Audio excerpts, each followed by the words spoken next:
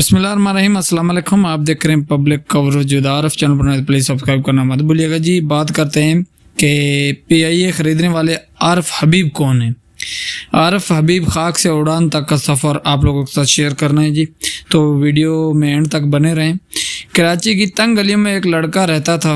घर में आसाइशें कम थी मगर उसके ख्वाब आसमान से भी ऊंचे थे और उस लड़के का नाम था आरिफ हबीब।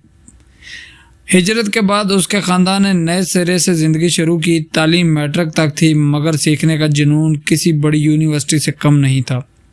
1970 में इसने कराची स्टॉक एक्सचेंज में एक छोटे ब्रोकर की हैसियत से कदम रखा। वो रोज़ाना घंटों मार्केट को देखता, समझता और नोट करता, वक्त गुजरता गया। उसकी ईमानदारी, मेहनत, तेज़ नज़र ने उसे दूसरों से आगे निकाल दिया। वो छोटा ब्रोकर आस्ता आस्ता पाकिस्तान के बड़े सरमायाकारों में शुमार होने लगा। फिर एक दिन उसने वो कदम उठाया जिसने उसकी ज़िंदगी बदल दी। उसने आरिफ हबीब ग्रुप की बुनियाद रख दी। एक ऐसा ग्रुप जो आज steel, cement, fertiliser, energy, real estate और फाइनेंस जैसे बड़े शोबों में काम करता है। आरिफ हबीब सिर्फ एक बिजनेसमैन नहीं, वो पाकिस्तान की मैशत को मजबूत करने वाले में से एक हैं। हज़ारों पाकिस्तानों को रोज़गार दिया। उसके ग्रुप की कंपनियों में हज़ारों ख़ानदानों का रोज़गार चलता है। उसने ऐसे शोबों में सरमायाकारी की जहाँ नौकरियाँ कम थीं और लोगों को बाइज़्ज़त रोज़गार मिला। कराची का नया नाज़माबाद चेहरा जो आपने देखा होगा जी, कराची का एक नया चेहरा है जी, नाज़माबाद। एक ऐसा हाउसिंग प्रोजेक्ट जिसने हज़ारों ख़ानदानों को महफूज, साफ़ और जदीद रिहाइश फराहम की। यह प्रोजेक्ट कराची की तरक्की की अलामत बन के उभरा। नंबर 3, स्टॉक मार्केट को बहरानों से निकाल कर कई बार पाकिस्तान स्टॉक एक्सचेंज की चेयरमैन रहे और मुश्किल वक्तों में उन्होंने मार्केट को संभाला, सरमायाकारों का एतमाद बहाल किया और मुल्क की फाइनेंशियल सिस्टम को वो मजबूत किया। एनर्जी सेक्टर में सरमायाकारी उन्होंने की, बिजली मंसूबा में सरमाया लगाया, मुल्क में तवानाई की कमी को कम करने में किरदार अदा किया।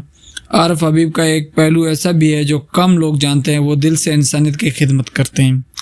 आरिफ हबीब फाउंडेशन, ये वो फाउंडेशन है जो तालीम, सेहत, खेल और समाजी बहबूद की मंसूबे पर काम करती है।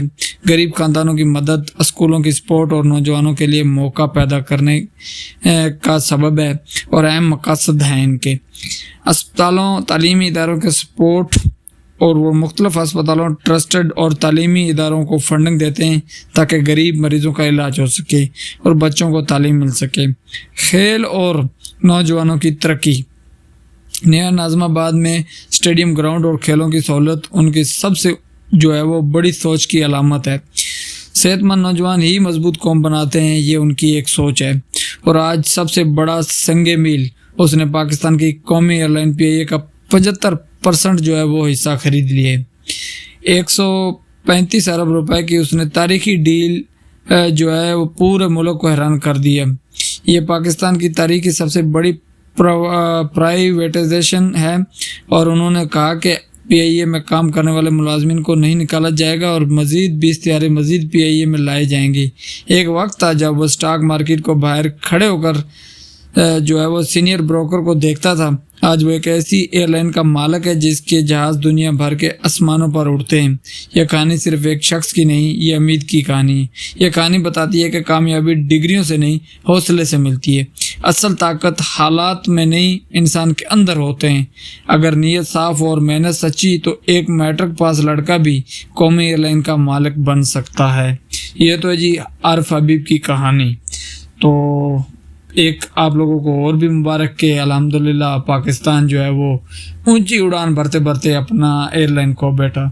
मुझे आरिफ हबीब से कोई गिला शिकवा नहीं है, ये इसका राइट है, ये इसका हक है। अगर कोई एयरलाइन बेच रहा है तो दूसरा क्यों खरीदे, एक पाकिस्तानी ही खरीदे इसको, ठीक है। लेकिन दुख इस बात का है ना कि ये कौमी एयरलाइन थी, ये एक ऐसी एयरलाइन थी जहाँ ये दुनिया में जहाँ भी जाती थी तो वहाँ रहने वाले जो पाकिस्तानी थे वो खुश हो जाते थे कि यार अपने मुल्क का जहाज़ आया हुआ है। वहाँ पाकिस्तानी परचम लगा होता था तो लोग ये देख कर वो दिल ही दिल वो पाकिस्तान को दुआएं देते थे, पाकिस्तान को याद करते थे कि यार हमारा परचम जा रहा है। तो वो अब नहीं रहेगा। بدقسمتی ہے یہ بس. باقی عارف حبیب صاحب کو بہت بہت مبارک ہو جی. اللہ تعالیٰ ان کو دن دگنی رات چگنی ترقی عطا فرمائے. بہت شکریہ.